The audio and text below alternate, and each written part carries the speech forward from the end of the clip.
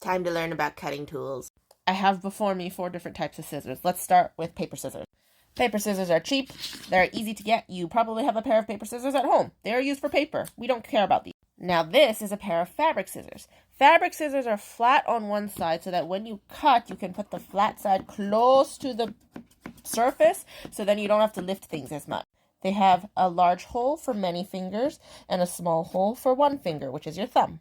Fabric scissors must be extremely sharp, which is why they can cut fabric easily.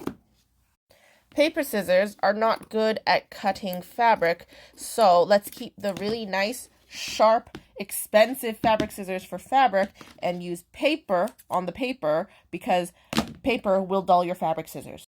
Now these are pinking shears. Pinking shears are very similar to your fabric scissors. They are flat on one side. They have big hole for many fingers, small hole for one finger.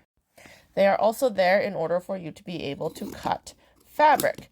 Pinking shears will give your fabric a zigzag sort of cut, and the idea behind pinking shears is that they are there so that every single edge is cut on a bias, and theoretically that means it won't fray. This is a lie, however, with most modern fabrics, because most modern fabrics are very loosely woven, which means the entire edge could still shred off. So pinking shears are only to be used on tightly woven fabrics that don't fray much. These little guys are also fabric scissors. I find it very useful to have these tiny little fabric scissors here in case I need to clip into any corners or very precise spots that I might have trouble getting into and controlling with my main fabric scissors. Because sometimes you need to cut exactly into one point, and the main fabric scissors might accidentally cut too far. Now these are rotary cutters. Rotary cutters have to be used with a rotary cutting mat like this one, otherwise they will damage whatever surface you're cutting on. And it will also make your blade duller.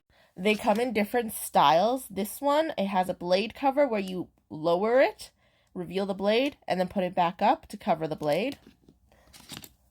This one is the exact same, but a slightly different size. You see it's bigger. Same with this one, exact same style, but bigger blade. This style of blade, I push this button to let the blade come out and then push this button to make it come back.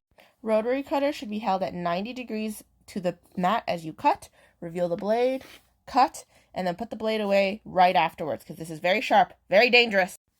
And voila. A rotary cutter in this style can be used in both your right hand and your left hand. This style of rotary cutter can only be used in right hand right now, but I can switch the blade around to the other side to make it good for left-handed use. Next up, we're going to cut out a pattern.